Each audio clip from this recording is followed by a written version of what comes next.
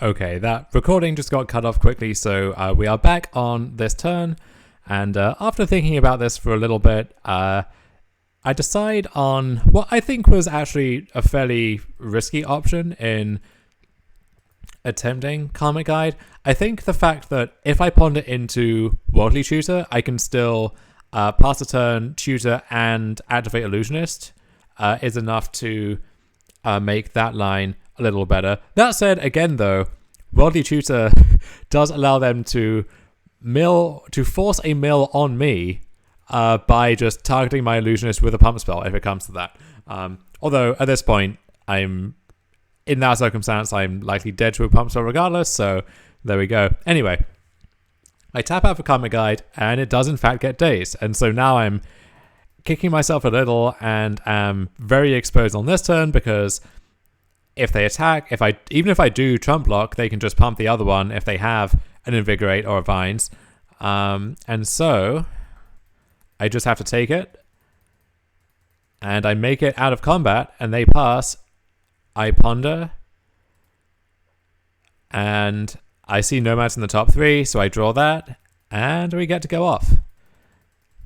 Even with the shield up here if we need it. So kind of a strange match, honestly, but one that I really enjoy playing, and very grateful to my opponent for organizing this whole thing and for a good match. And now we'll move on to my second match in this league, which was, I'm going to say, less interesting, but just as a showcase of what's possible in this format.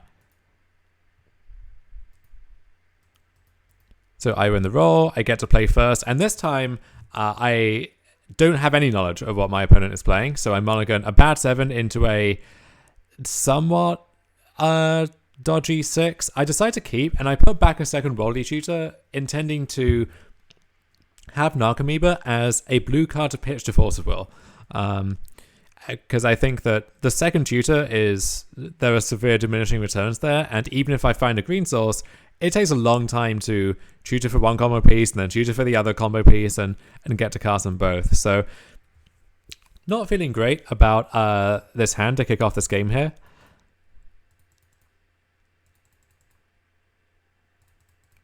And my opponent just plays an island and passes. So at this point, I don't actually know what this is meant to mean. I think maybe it's like a slow Merfolk draw or something. Lots of decks that could have basic island, but a lot of those are going to have some kind of turn 1 play.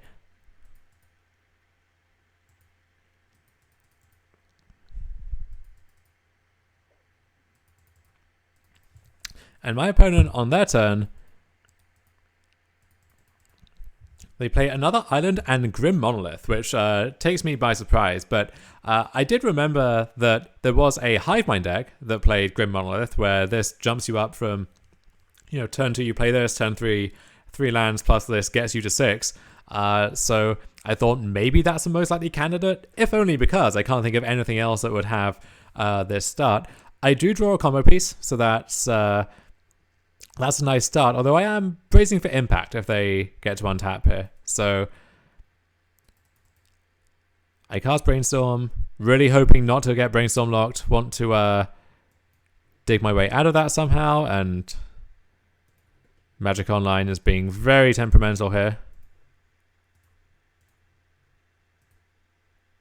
And as you can see, find both a fetch land and an Ether Vial.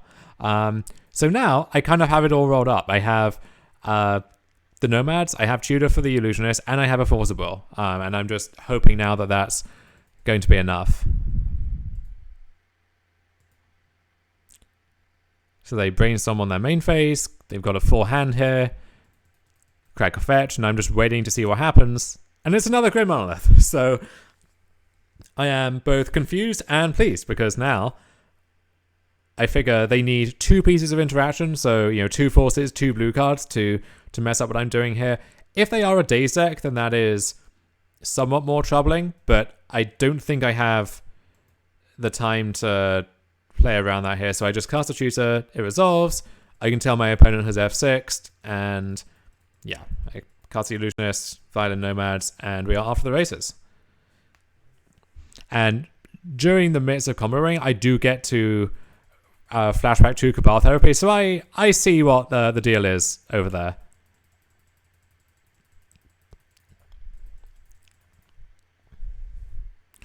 And learn that they are in fact on the Show and Tell Hive Mind hybrid deck. There we go.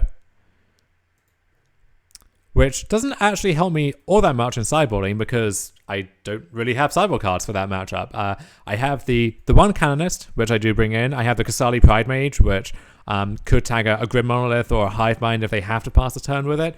But nothing else here is really going to help. So I'm still just trying to race them with what I think is a faster combo deck and a more disruptive one for the most part. So I think this is a good matchup for me.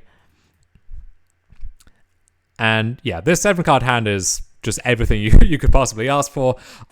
Would like to have a Force of Will, like an actual hard counter in case they do just have the nuts themselves. But unless they have the top of their range, I really am liking my spot here.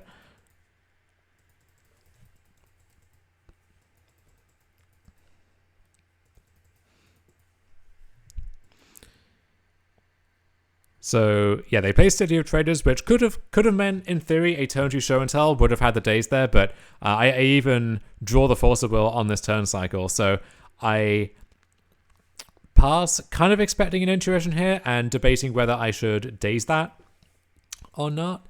But it turns out they don't actually have anything right now,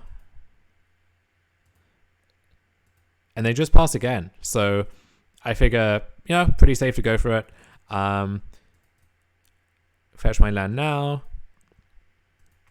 And Vial gives me protection through counter spells here if they found a force or something.